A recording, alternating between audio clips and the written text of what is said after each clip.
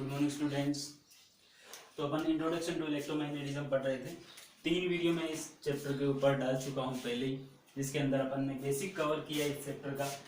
अगर बेसिक आपको आएगा तो इस चैप्टर को समझने में आपको बिल्कुल आसानी होगी, कोई तकलीफ नहीं होगी, है ना। तो अब अपन इसी का चौथा लेक्चर है इंट्रोडक्शन टू इलेक्ट्रोमैग्नेटिज्म का, जो अब काफ़ी इंपॉर्टेंट अब इस चैप्टर का जो हार्ट है ना, वो अपन पढ़ने जा रहे हैं। बहुत ही अच्छा टॉपिक बोल सकते हैं इसको, क्योंकि ये इस इलेक्ट्रोमैग्नेटिज्म की क्या है, हार्ट है।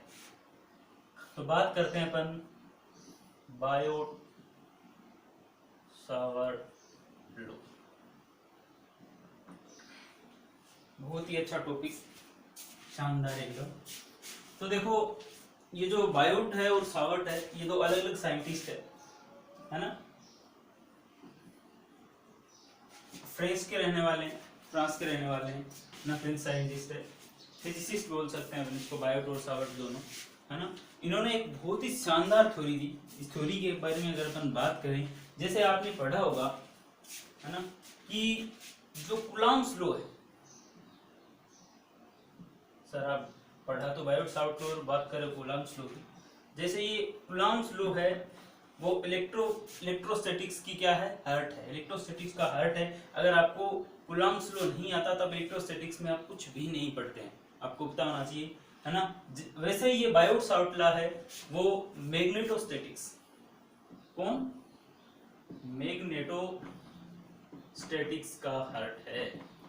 मतलब आपको अगर मैग्नेटिज्म पढ़नी है या मैग्नेटोस्टैटिक्स पढ़नी है तो आपको बायोट सावर्ट लॉ आना चाहिए। ये काफी इंपॉर्टेंट है, ये इतना ही इंपॉर्टेंट है जितना इलेक्ट्रोस्टैटिक्स में आपने कूलॉम्स लॉ। इसका एग्जांपल मैंने इसलिए लिया आपके लिए क्योंकि आपने कूलॉम्स लॉ के बारे में खूब पढ़ा होगा कि Q1 Q2 अपॉन R², है ना।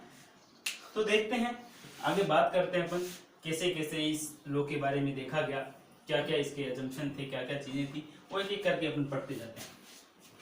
देखो, ये लॉ है, ये अपने को क्या बताता है कि अगर आपके पास एक कोई भी करंट कैरिंग वायर है, ये मेरे पास कोई भी करंट कैरिंग वायर है, इसके अंदर आई करंट क्या हो रही है, फ्लो हो रही है।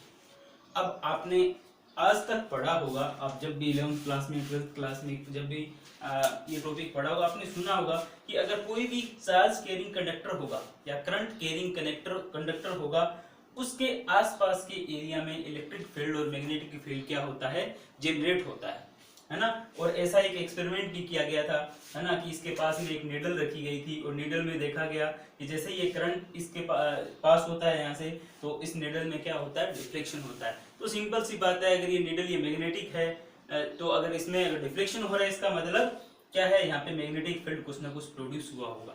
तो मैं इस मैग्नेटिक, अब मैंने क्या किया, इस नीडल या इस मैग्नेट को तो एक बार हटा देता हूँ, एक कोई पॉइंट P ले लेता हूँ। ये लो सर, मैंने पॉइंट P ले लिया, मैंने कोई पॉइंट P लिया और देखा कि इस पॉइंट P पे मैग्नेटिक फील्ड डेंसिटी की वैल्यू क्या है, किसकी, मैग्नेटिक फील्ड डेंसिटी B की वैल्यू क्या है ना। चलो इसमें इसको मैं लिख लेता हूँ dB, मैग्नेटिक फील्ड डेंसिटी इस dB की वैल्यू क्या है, किस पे, इस पॉइंट P पे, किसकी वजह से, इस करंट I की वजह से। इस यहाँ पे मैग्नेटिक फील्ड डेंसिटी कितनी प्रोड्यूस हुई या मैग्नेटिक फील्ड कितना प्रोड्यूस हुआ, यहाँ पे इसकी वैल्यू में निकालना चाहता हूँ, है ना।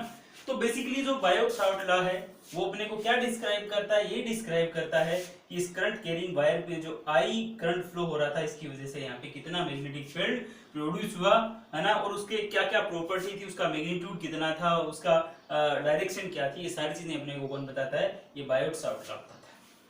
ये बात आपको समझ में आ गई होगी। तो देखो, मैंने इस पॉइंट P से एक ये लाइन बना दी इस वायर तक, और ये जो वायर था, इस आई को उठा के थोड़ा सा अगर यहाँ पीछे कर दूं तो कोई दिक्कत वाली बात नहीं है, क्योंकि ये आई है, कोई दिक्कत वाली बात नहीं है ना।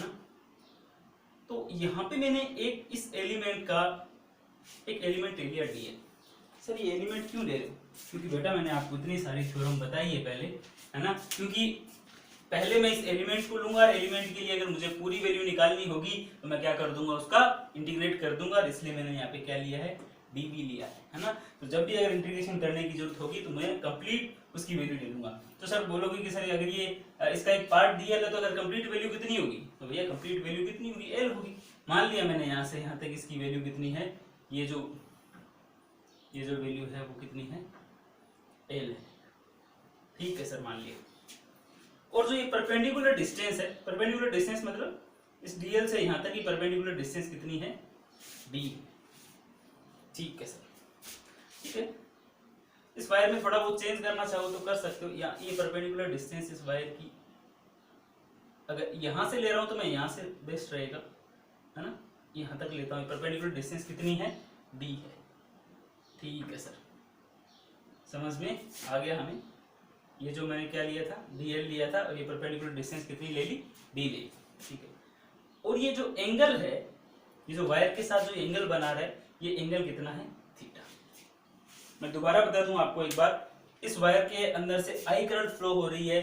अगर मैं इस डीएल लेंथ ले रहा हूं तो कंप्लीट लेंथ कितनी, एल। ये पॉइंट पी है यहाँ पे, जहाँ पे मुझे क्या निकालनी है, मैग्नेटिक फील्ड डेंसिटी की वैल्यू निकालनी है। और ये जो डी है वो क्या है, परपेंडिकुलर डिस्टेंस है इसकी। ठीक है, देख रहा था वीडियो रिकॉर्ड हुआ है कि नहीं हुआ, ऐसा ना हो कि मैं पढ़ाता जाऊं और वीडियो रिकॉर्ड ही ना हो, है ना। तो अब देखो बायोट सावर्ट ने क्या बोला, बहुत अच्छी सी बात बोली कि जो ये आपका डीबी है, कौन भैया, ये डीबी है। इन्होंने 3-4 लॉ बताए। ये जो डीबी है वो करंट आई के क्या होगा, डायरेक्टली प्रोपोर्शनल होगा। जी बिल्कुल ठीक है, हमें बिल्कुल मंजूर है कि मैग्नेटिक फील्ड डेंसिटी है वो उस वायर के अंदर करंट के क्या होगी, डायरेक्टली प्रोपोर्शनल होगी। बाद में बोला गया कि जो डीबी है ये डायरेक्टली प्रोपोर्शनल होगा डीएल के। ठीक है जी, ये भी हमें मंजूर है। बाद में बोला गया कि डीबी है ये जो डायरेक्टली प्रोपोर्शनल होगा किसके, साइन थीटा के। जी ठीक है, पूछा गया ये साइन थीटा है क्या, है ना। तो बोला गया कि इस वायर और इस पॉइंट पी को जोड़ने वाला जो ये है, ये जो आपकी जो डिस्टेंस है इन दोनों के बीच की, ये क्या है, आर है ना। तो इस दोनों आर और जो डीएल वेक्टर बोल सकते हो। कई जगह आपको कई बुक में ऐसा मिलेगा कि इस आई डीएल को एक साथ ही लिखा हुआ है, कोई दिक्कत वाली बात नहीं है। लास्ट में जो सॉल्यूशन आना है, जो रिजल्ट आना है वो सेम रहेगा, क्योंकि अगर मैं आइडियल कर लूं तो भी कोई दिक्कत नहीं है कि आइडियल वाली जो लाइन है और आर के बीच में क्या है, एंगल है ना, कोई दिक्कत वाली बात नहीं है। और फोर्थ जो पूछा गया कि जो डीबी है वो इन दोनों के बीच की डिस्टेंस के क्या है, डिस्टेंस के स्क्वायर के इनडायरेक्टली प्रोपोर्शनल होगा। कौन सी लेंथ, ये वाली पॉइंट पी, और ये करंट कैरिंग जो वायर है, कंडक्टर है, उन दोनों के बीच की जो डिस्टेंस कितनी है, आर है ना, उसकी स्क्वायर की। तो बोला गया कि ये सारे लोग इसने दिए बायोट सावर्ट लॉ ने, है ना। तो बायोट सावर्ट ने इन सबके बारे में बताया। अगर इन सबको कंबाइन किया जाए, ठीक है सर, सबको कंबाइन कर लेता हूं मैं, तो मेरे पास आता है इक्वल नहीं कर सकता, I D L sine theta upon R square. तो आपके पास रिलेशन आ जाता है ये dv directly proportional to I D L sine theta upon R square. और जैसे ही मैं इस डायरेक्टली प्रोपोर्शनल के साइन को हटाता हूँ, मेरे पास एक कांस्टेंट आता है k D L sine theta upon R square. अब देखो अलग अलग बुक में जाओगे आपको अलग अलग मिलेगा। कई जगह आपको db दिया होगा, db से मैं क्या शो कर रहा हूँ, मैग्नेटिक फील्ड डेंसिटी। और कई जगह आपको dh मिलेगा। ये सब कुछ चीजें dh के डायरेक्टली प्रोपोर्शनल है। तो dh क्या होता है, मैग्नेटिक फील्ड इंटेंसिटी, है ना। dh अपन किससे नोट करते हैं, इंटेंसिटी से, है ना। तो पूछा गया सर ये k क्या है, तो बोला ये जो k है ये जो आपका कांस्टेंट है, इसको अपन लिखते हैं mu nought mu R upon 4। ठीक है, तो सर ये म्यू आर और ये म्यू नोट क्या है, आपको पता होगा। म्यू नोट क्या रहती है, परमेबिलिटी रहती है फ्री स्पेस की, और म्यू आर क्या रहती है, रिलेटिव परमेबिलिटी रहती है, और 4 पाई आपका कांस्टेंट है ही। तो के की इसकी वैल्यू पुट कर सकते हैं, है ना। तो ये आपका क्या है, बायोट सावर्ट लॉ है। अगर बेसिक देखा जाए, बेसिक की आपसे पूछा जाए तो आपको ये याद रहना चाहिए। ठीक है, तो ये आपको याद रहना काफी जरूरी है। और बहुत जगह एक जगह आपको कुछ ऐसा भी मिलेगा, सॉरी यहाँ पे आई भी आएगा, आई बच गया। कई जगह आपको ऐसा भी मिलेगा कि डी बी है, तो जैसे ही आप डी बी रहेगा तो इस डायरेक्टली प्रोपोर्शनल के साइन को हटाते हो, है ना। तो यहाँ पे आप क्यू इसकी वैल्यू पुट करते हो के की, है ना। तो के की वैल्यू कई जगह आपको ये मिलेगी। ये वैल्यू आप जैसे ही पुट करते हो तो आपके पास एक अलग रिलेशन भी आ जाएगा, है ना। तो ये आपका बायोट सावर्ट लॉ है। इसके बारे में थोड़ा और पढ़ते हैं, आप पहले से नोट डाउन कर लीजिए।